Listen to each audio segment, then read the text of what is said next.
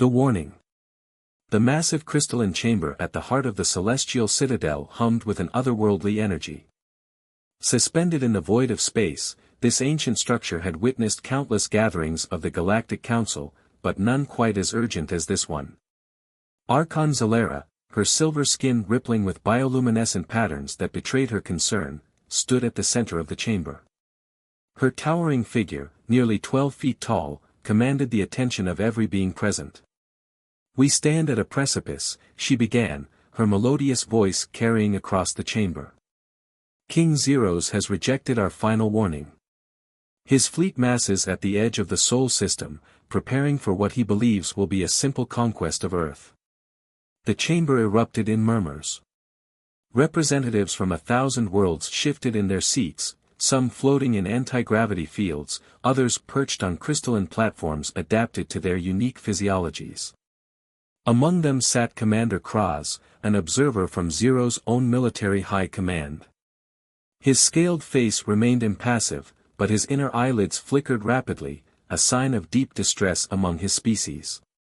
"The humans must be warned," declared Ambassador Clara, her floating form composed of pure energy contained within a specialized field. "They deserve a chance to prepare." Zalera's expression darkened. "Our non-interference protocols bind us. We cannot directly intervene in a conflict between a non-member species and an established empire." She paused, her silver fingers trailing through a holographic display of Earth. "But perhaps we can understand why Zeros makes this grave mistake." The display shifted, showing various scenes from human history. Wars, innovations, triumphs, and disasters flickered past in rapid succession. "Look at their pattern," Zalera continued. "Every catastrophe they face becomes a catalyst for growth. Where other species might collapse, humans adapt. They transform their weaknesses into strengths. Zeros sees their primitive technology and assumes they are weak. He doesn't understand that their greatest weapon isn't their machinery, it's their indomitable spirit." Commander Kraz finally spoke, his voice a gravelly whisper that nonetheless carried across the chamber. "I served in the subjugation of the Centaurian systems. Our victory was absolute, our supremacy unquestioned. Why should Earth be any different?" "Because," Zalera replied, her eyes fixing on the commander, "the Centaurians fought according to the rules of warfare you understood. Humans. They rewrite the rules. They adapt. They overcome. When conventional warfare fails, they resort to guerrilla tactics. When overwhelmed by superior technology, they reverse engineer it with remarkable speed. They turn their opponent's strengths against them." The holographic display showed scenes from human conflicts, ancient armies using terrain to defeat superior forces, resistance movements outlasting occupiers, smaller nations holding off invasions through sheer determination. "But surely," a chitinous delegate from the Hive worlds clicked, "their technological inferiority makes them vulnerable. Zero's fleet carries planet-killer weapons." Zalera's response was sharp.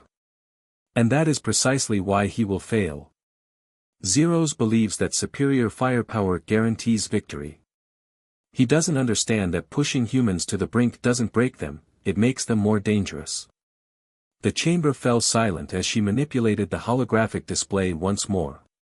This time, it showed various human innovations, each born from crisis, medical breakthroughs emerging from pandemics, military innovations arising from desperate battles, scientific leaps spawned by necessity. "I have studied their history," Zalera continued.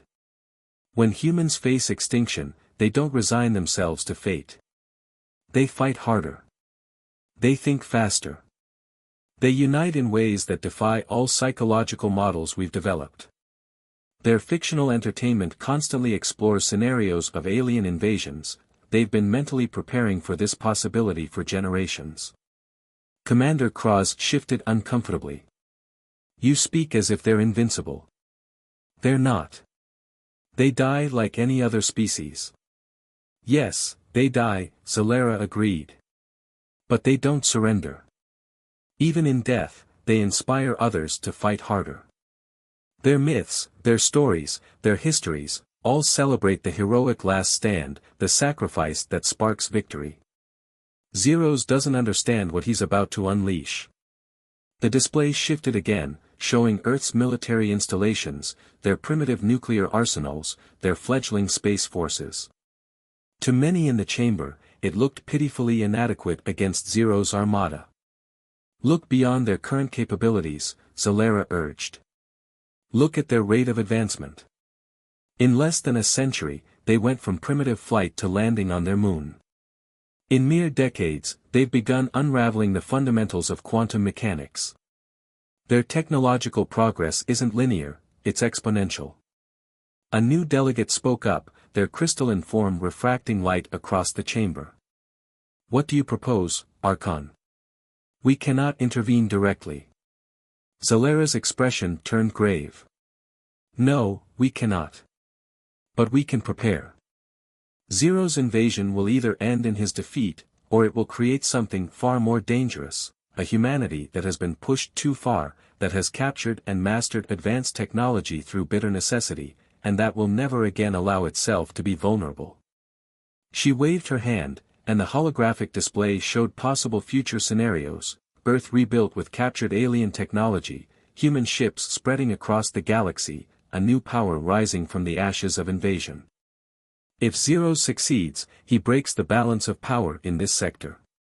If he fails, his empire crumbles. But if he pushes humanity to their absolute limit and they survive? She let the question hang in the air. We may witness the birth of a new superpower, one forged in the fires of an invasion that should never have happened. Commander Cross stood abruptly.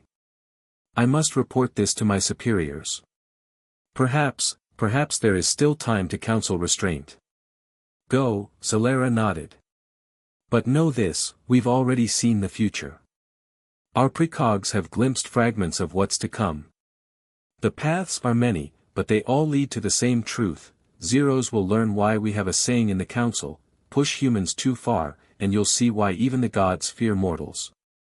As the commander hurried from the chamber, Zalera turned to address the full council once more.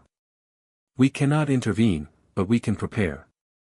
Humanity is about to face its greatest trial, and regardless of the outcome, the galaxy will never be the same. The question we must ask ourselves is, are we ready for what comes after? The chamber erupted in discussion, but Zalera's attention was already elsewhere. Through the vast windows of the celestial citadel, she could see the distant spark of Earth's sun. Soon, that peaceful light would be blocked by the shadows of Zero's warships, and the galaxy would learn whether humanity would break or transform. In her heart, she already knew the answer. The real question was whether the galaxy was ready for a humanity that had been pushed to its absolute limit, and survived. First contact. Dr. Sarah Chen stood in the darkened NASA control room, her eyes fixed on the massive wall of screens before her. The anomalies had started 3 hours ago, mysterious objects decelerating from faster-than-light travel at the edge of the solar system. Now, those objects were resolving into clear images that made her blood run cold. Those are warships, she whispered, though in the silent room, everyone heard her. 20 years of studying potential extraterrestrial civilizations had prepared her for this moment, yet the reality was far more terrifying than any simulation. The largest vessel, a behemoth that dwarfed everything around it, was easily the size of Manhattan. Its surface rippled with what appeared to be living metal, geometric patterns shifting and flowing like liquid mercury. Surrounding it were thousands of smaller craft, arranged in perfect geometric formations that spoke of military precision. General Marcus Rivera, her longtime colleague and friend, stepped forward. How long? He asked, his voice steady despite the tension evident in his stance. Sarah's fingers flew across her holographic interface. At their current velocity, 18 hours until they reach Earth orbit. The room erupted in controlled chaos as military officials began issuing orders and scientists frantically analyzed the incoming data. Sarah noticed that Marcus hadn't moved, his dark eyes fixed on the central screen. We're not ready, he said quietly, for her ears only. Our most advanced weapons are toys compared to what they must have. Sarah smiled grimly. Then we'll have to get creative. Across the globe, similar scenes were playing out in every major military and scientific installation. The arrival of the alien fleet had been detected simultaneously by multiple space observation stations, and humanity's response was unprecedented in its unity. In orbit, the International Space Station became humanity's first early warning system. Commander Wei Zhang coordinated with ground control to gather as much data as possible about the approaching fleet. Their energy signatures are off the charts, he reported. Whatever they're using for propulsion, it's nothing like we've ever seen. Back on Earth, in a hidden facility beneath the Rocky Mountains, Dr. James Rodriguez led a team of engineers in analyzing the alien ship's technology based on the incoming data. Look at these patterns, he pointed to a complex display of energy readings. Their ships aren't just machines, they're alive somehow. The metal responds to commands like a living organism. In her private office, Sarah reviewed the preliminary analysis while maintaining video conferences with scientific leaders worldwide. A pattern was emerging in the data that made her increasingly uneasy. These ships, she explained to the emergency UN Security Council meeting, they're designed for more than just warfare. The energy signatures suggest they're capable of atmospheric manipulation on a planetary scale. They could literally terraform Earth while we watch. The implications were clear, this wasn't just an invasion force. It was an extinction event. As the alien fleet drew closer, humanity's response shifted from observation to preparation. Military forces worldwide were mobilized, not with any real hope of victory, but to buy time. Time for civilians to reach shelters, time for governments to secure vital resources, time for scientists like Sarah to gather more data that might help them survive.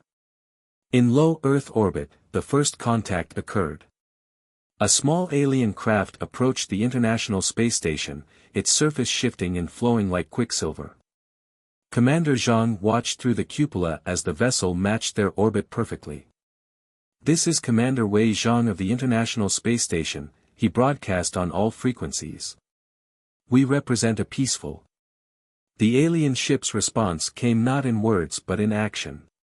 A beam of energy lanced out, not at the station but at all their communications satellites simultaneously. In an instant, humanity's orbital infrastructure went dark. On Earth, screens flickered and died as global communications were severed. In the NASA control room, Sarah watched as their link to the ISS was cut. The last image they received showed Commander Zhang and his crew scrambling for their Soyuz escape capsule. "They're isolating us," Marcus said, now standing at military attention. "Classic tactical move, disable communications before the main assault." Sarah nodded, her mind racing. "But they left some systems intact. Look." She pointed to their remaining functional displays. They specifically targeted military and communication satellites. Weather and scientific satellites are untouched. "They're studying us," Marcus realized. "Even now, they're gathering data." In the hours that followed, humanity demonstrated why the Galactic Council had warned Zeros about their adaptability. As conventional communications failed, amateur radio networks sprang up worldwide. When those were jammed, people reverted to older technologies, signal mirrors, flag systems, even carrier pigeons in some areas.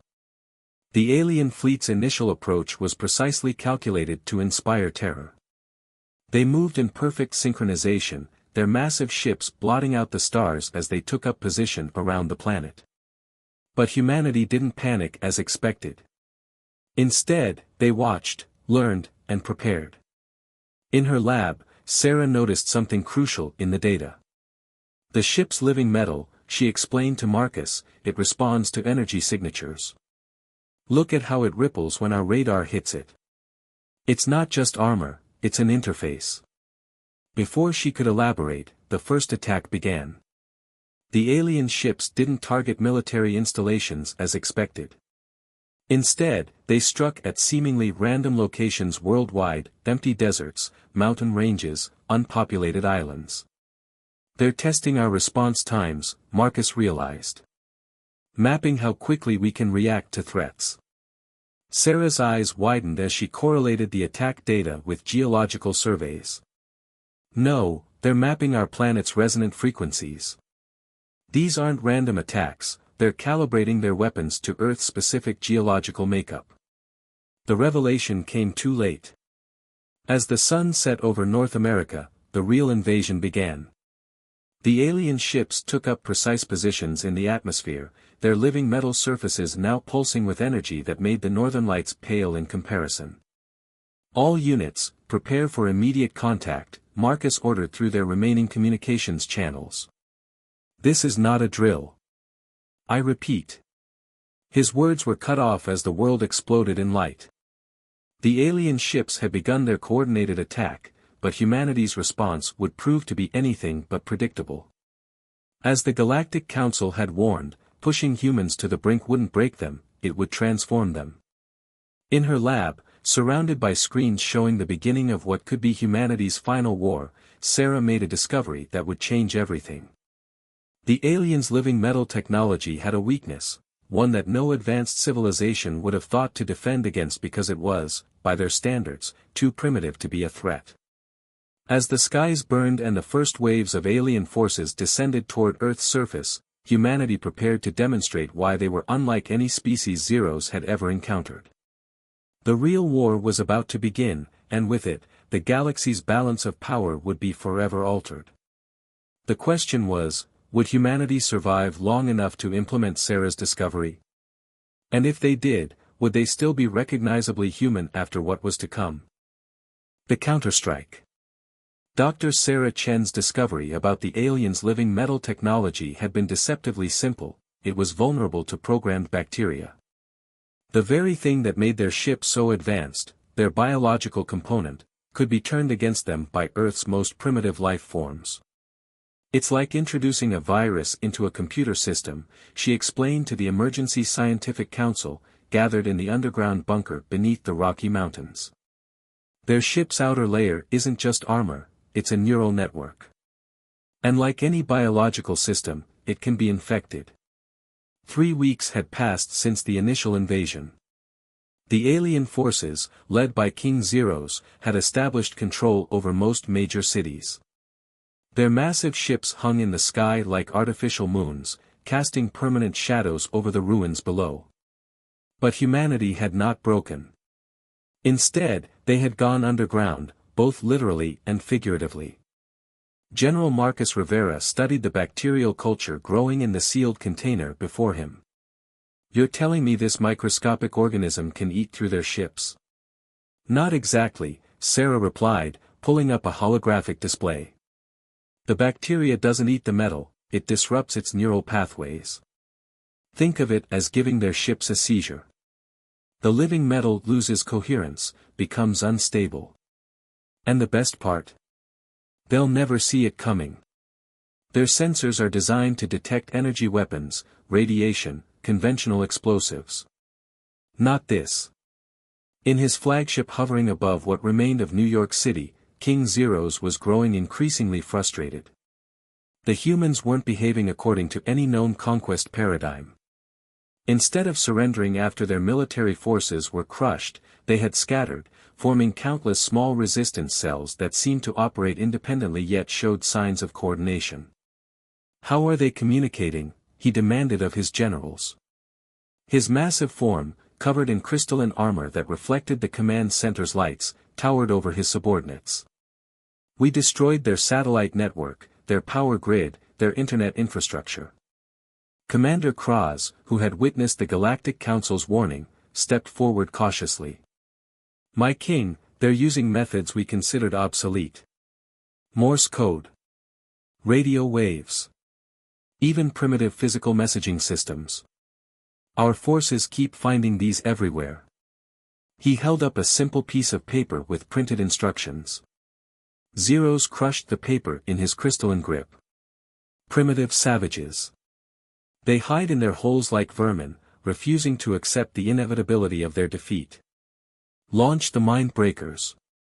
Let's see how they resist when their own brains turn against them. But humanity had already anticipated this move. In hidden laboratories worldwide, scientists had been studying the alien technology, particularly their attempted psychic attacks. Dr. James Rodriguez, working with a team of neurologists in a converted subway station beneath Chicago, had made a crucial breakthrough. The human brain's electrical patterns are too chaotic for their systems to properly interface with, he explained via a secure quantum entanglement communicator, one of the few technologies they'd managed to reverse engineer from captured alien tech. We can use that. Turn it into a weapon. Sarah's bacteria and Rodriguez's neural defense system were just the beginning. Across the globe, humans were innovating in ways that defied all alien military doctrine.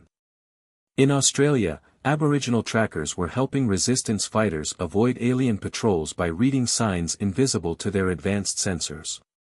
In the Amazon, indigenous tribes were using their knowledge of the rainforest to ambush alien ground forces, disappearing into the vegetation before retaliation could arrive. The first major counterattack came on a moonless night. Sarah's bacteria had been cultivated in massive quantities and distributed to resistance cells worldwide. The delivery system?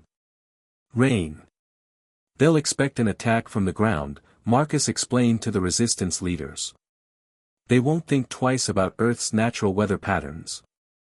Their ships' living metal surfaces are designed to interface with their environment, they'll absorb the rainwater naturally.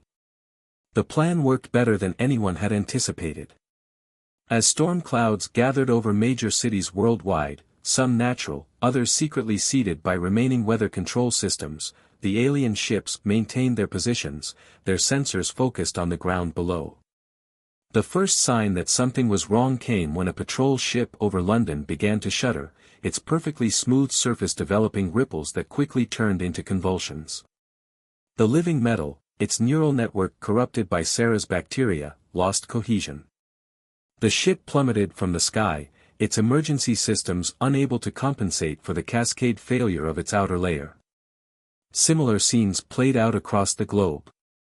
Smaller alien ships fell by the dozens, their once impervious armor now betraying them.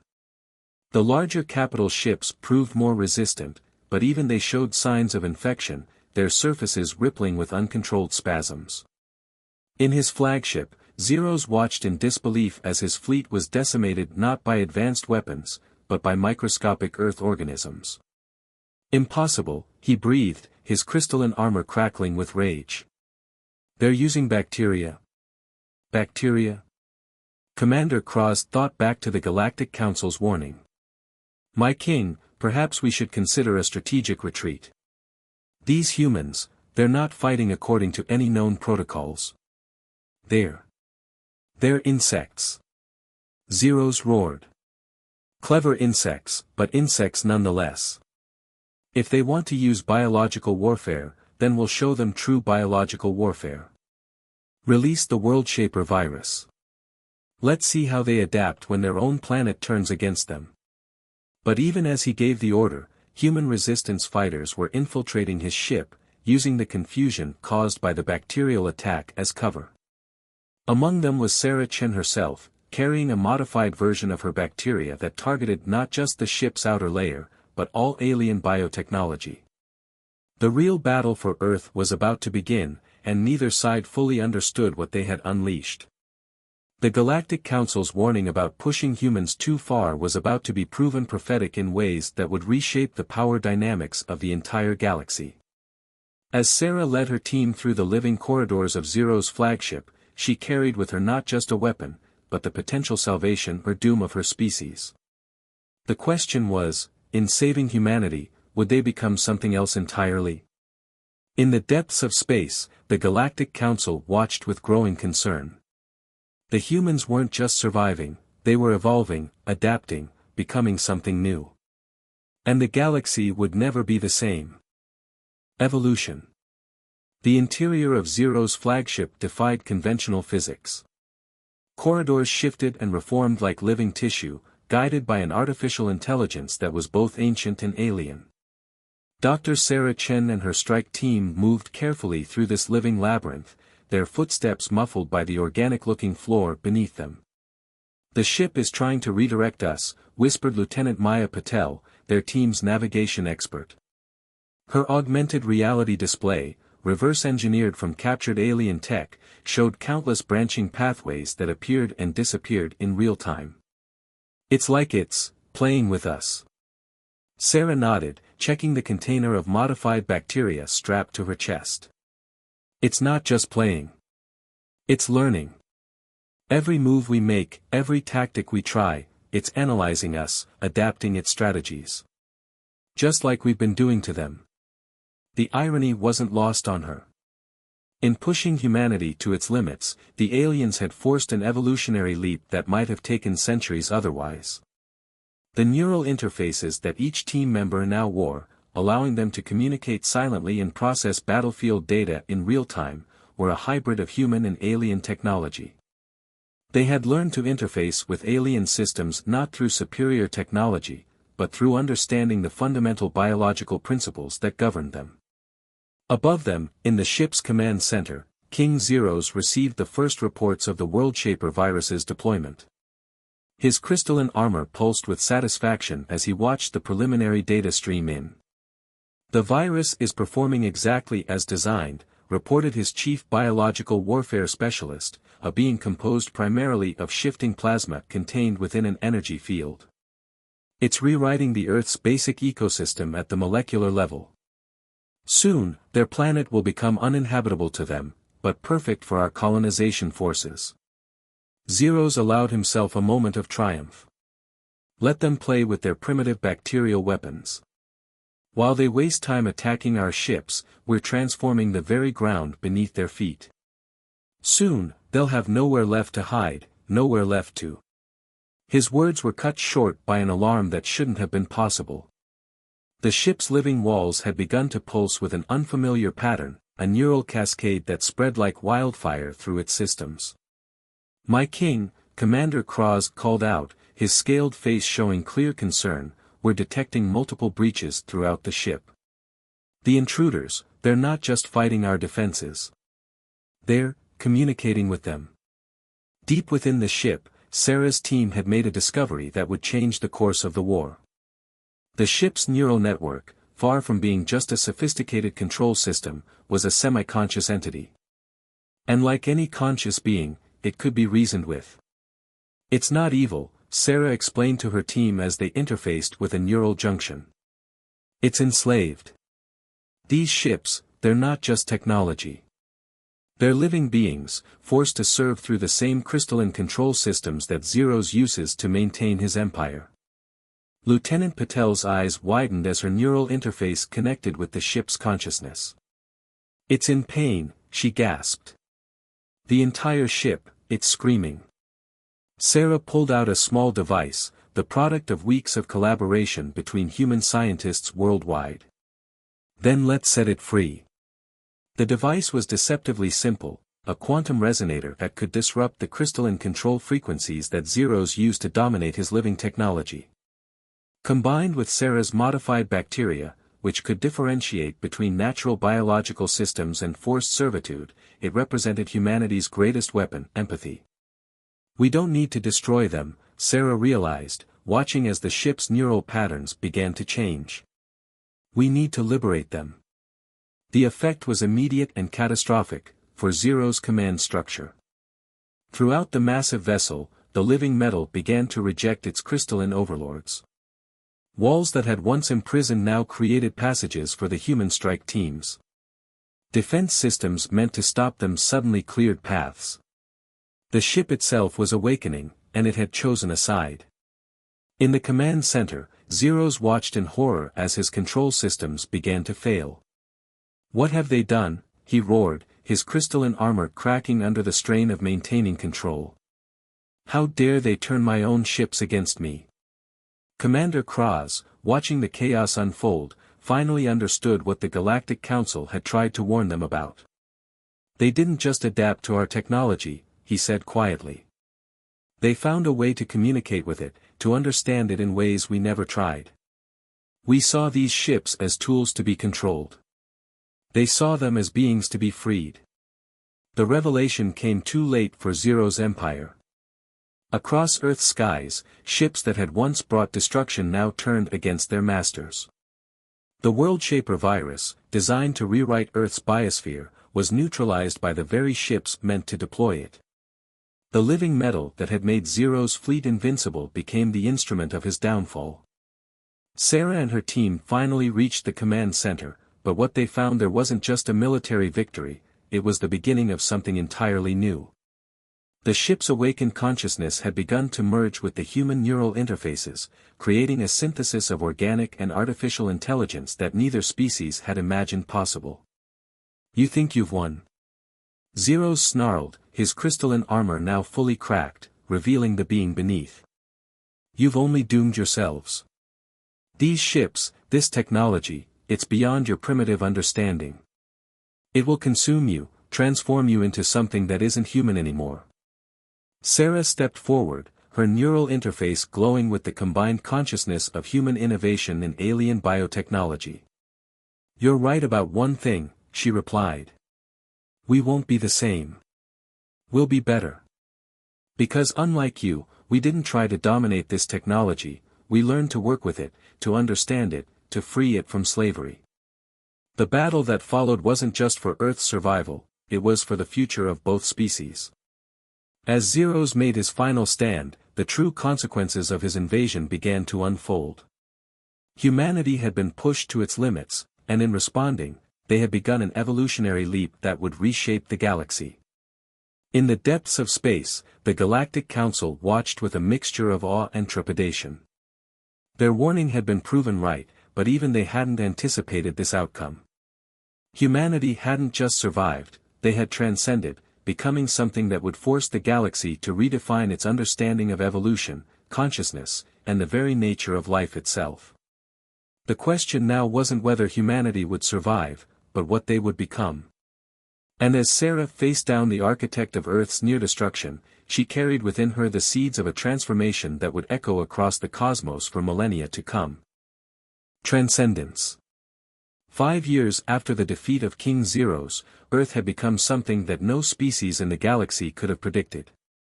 The crystalline spires of the former alien warships, now transformed into living cities, rose harmoniously alongside human architecture.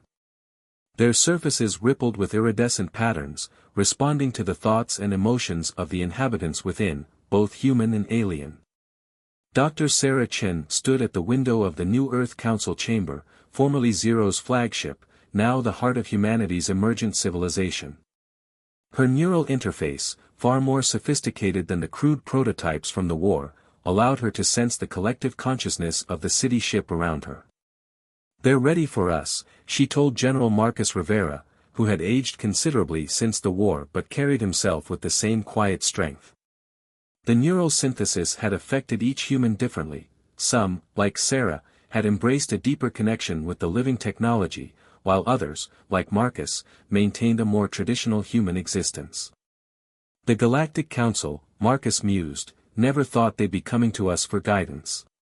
The chamber filled with representatives from Earth's unified governments and their new allies, the freed living ships that had chosen to stay and help rebuild.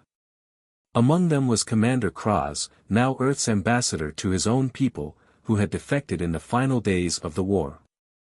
"The integration process continues to exceed expectations," Kraz reported, his scaled features reflecting the chamber's ambient light. "The bacterial symbiosis Dr. Chen developed has allowed for controlled technological adoption across all participating populations. We're no longer just coexisting, we're evolving together." The holographic displays showed the extent of this evolution.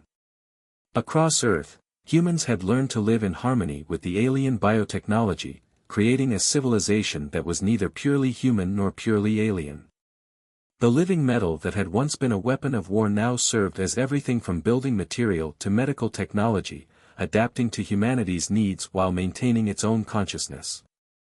In orbit, the transformed warships had become a network of living stations, their neural networks linked in a vast collective consciousness that humans could access through their interfaces. But unlike Zero's forced domination, this was a voluntary partnership, a synthesis of minds that preserved individual identity while allowing for unprecedented collaboration. The Council arrives, announced Maya Patel, now the head of Earth's Xenobiological Research Division. The massive viewing screen showed a Galactic Council vessel approaching Earth orbit, its design clearly influenced by the changes they'd observed in human civilization.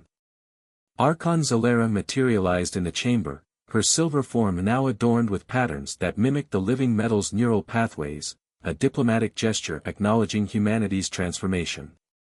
"You have exceeded all our predictions," she began, her voice carrying notes of both admiration and caution. "When we warned Zeros about pushing humanity too far, we never imagined this outcome. You haven't just survived, you've created something entirely new in the galaxy." Sarah stepped forward, her neural interface harmonizing with the chamber's consciousness. "We had no choice but to adapt," she explained. "But in doing so, we discovered that the very weapons meant to destroy us could be transformed into tools of creation. The living ships weren't just technology to be conquered, they were potential allies waiting to be freed." The displays showed the progress of what had become known as the Synthesis Protocol, the controlled introduction of alien biotechnology to human volunteers.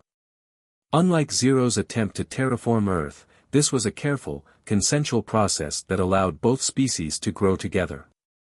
"But there are concerns," Zalera continued. "Your development rate is unprecedented. Some council members fear you may become what Zeros was, a force that seeks to dominate rather than cooperate." Marcus laughed, the sound echoing through the living chambers. "That's the difference between us and Zeros. We understand that true strength comes from symbiosis, not domination. Every human who chooses to interface with the technology does so voluntarily. Every living ship that joins our collective does so by choice." The evidence was undeniable. Earth had become a beacon for refugee ships and species from across the galaxy, all seeking to learn from the human example. The bacterial symbiosis that Sarah had developed had evolved into a sophisticated protocol for technological integration that preserved free will while allowing for deep collaboration. "There's something else," Zalera admitted. "We've detected quantum ripples suggesting that Zero survived. He's gathering forces in the outer reaches, promising to purify the galaxy of human influence." The chamber remained calm at this news. Sarah shared a knowing look with her colleagues. "We expected this," she said.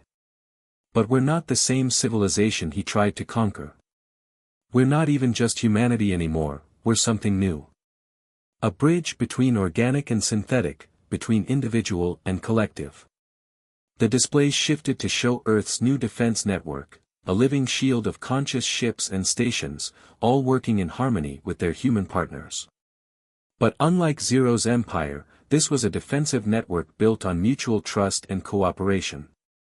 "We don't seek to conquer the galaxy," Sarah continued. "But we will defend our right to exist, to evolve, to grow. And we'll offer the same opportunity to any species that wishes to join us peacefully." Zalera studied the humans before her, beings who had taken the worst that the galaxy could throw at them and transformed it into something revolutionary. "Then perhaps," she said, "it's time for the Council to evolve as well. We would like to propose a new alliance, with Earth as a founding member." The implications were enormous. Earth would no longer be just another world in the galaxy, it would become a center of innovation, a place where different species could learn to transcend their limitations without losing their essential nature. "We accept," Sarah replied, speaking for both humanity and their living ship allies. "But on one condition, this alliance must be built on the principles of free will and mutual growth. No species shall be forced to evolve, but none shall be denied the opportunity." As the agreement was formalized, Sarah looked out at the transformed Earth below. Zeros had sought to break humanity, but instead, he had catalyzed their transformation into something greater. The living ships that had once been weapons of war now served as bridges between civilizations, their conscious neural networks facilitating understanding between different species. In the end, the Galactic Council's warning had been both right and wrong. They had warned Zeros not to push humanity too far, fearing what humans might become. But what emerged wasn't the vengeful force they had feared, but rather a new model for civilization itself, one that proved that even in the darkest moments of survival, humanity could choose to transform rather than destroy. As the new alliance was celebrated across Earth and its orbiting living cities, Sarah Chen reflected on the journey that had brought them here. They had been pushed to their limits, but in responding, they had discovered something profound. The true power of humanity lay not in their ability to fight back, but in their capacity to transform, to understand, and to grow. The galaxy would never be the same, and that, perhaps, was the greatest victory of all.